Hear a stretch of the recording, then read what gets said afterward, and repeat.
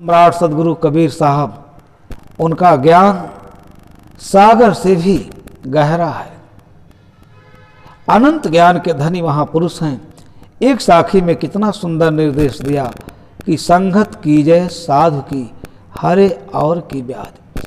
अब साधु शब्द का भी हमें, साधु शब्द पर भी चिंतन करना चाहिए। किसे साधु कहा जाए?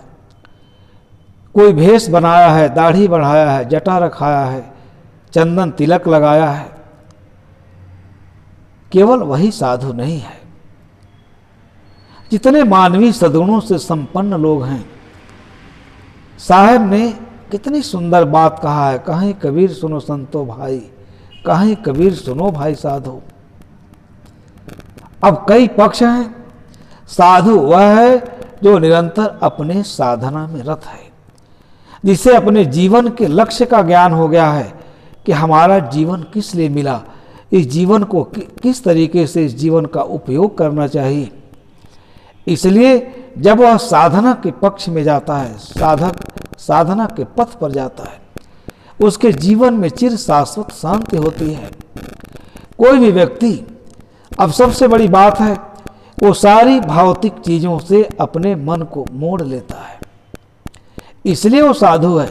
हर व्यक्ति के जीवन में ज्ञान है, बुद्धि है, सब कुछ है, लेकिन जब वह भौतिक वस्तुओं के पीछे, पद प्रतिष्ठा, रुपया पैसा, सुख ऐश्वर्य विलास के पीछे दौड़ने लगता है, तो उसके जीवन में कहीं सुख शांति नहीं होती है।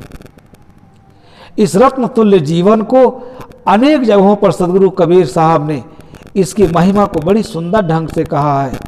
कहीं कबीर या अवसर बीते, रतन न मिले बहोरी हो।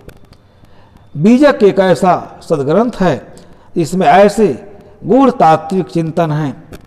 गूढ़ तात्विक चिंतन पर सदगुरु कबीर साहब ने इतना सारगर्भित चिंतन किया है जो मानव मात्र के लिए अत्यंत उपयोगी है। साहब की वाणी में इतनी ओज है, इतने गहरे ज्ञान को इतना सरल भाषा में, बोधगम्य भाषा में कहते हैं कि अगर आदमी उसको सुन ले तो उसको नई दृष्टि मिल जाएगी, जीवन को समझ लेगा। संसार में जीवन को समझना बड़ा कठिन है, स्वयं को समझना बहुत कठिन है। जब तक हम भौतिक वस्तुओं की तरफ से अपनी दृष्टि को नहीं मोड़ते हैं, हम अंतर्मुखी नहीं होते हैं, तब तक हमें स्व का ज्ञान नहीं होगा। सारी उपलब्धियां इसलिए निरर्थक चली जाती हैं प्रिय बंधुओं कि आदमी स्वयं को नहीं जानता है, अपने को नहीं जानता है, अपना मूल्यांकन नहीं कर पाता है। और इसका कारण एक है कि वह उच्च कोटि के महापुरुषों का न सानिध्य प्राप्त करता है, न उनके सानिध्य का लाभ लेता है, न उनसे मार्ग निर्देशन प्राप्त करता है, न अच्छा साहित्य पढ़ता है, न अच्छे धर्म के शरण में जाता है। इसलिए सदगुरु कबीर साहब ने एक साखी में इस जीवन के लिए महामंत्र बताया कि संगत कीजिए साधु की, हरे और की व्याधि। जो स्वयं शांत है, शीतल है, विनम्र है, शील सदाचार से संपन्न है, जिसके मन में भौतिक वस्तुओं के लिए कोई ललक नहीं है, सभी आशा और तृष्णा को जो जीत चुका है, जो स्वयं अपने में ठहरा है, ऐसे विवेक के मार्ग पर अप्रतिहत होकर चलने वाले महापुरुष के पास जब हम जाते हैं तो हमारे, क्योंकि उसका जो जीवन होता है विकारों से रहित होता है।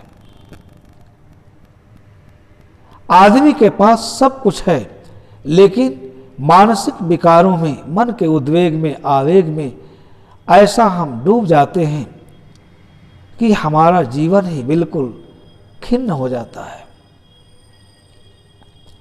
इसलिए महापुरुषों ने कहा कि वैराग्य की धरातल पर ही आत्मिक फल परिपक्व होता है, यानी हमारा आत्मज्ञान परिपक्व होता है।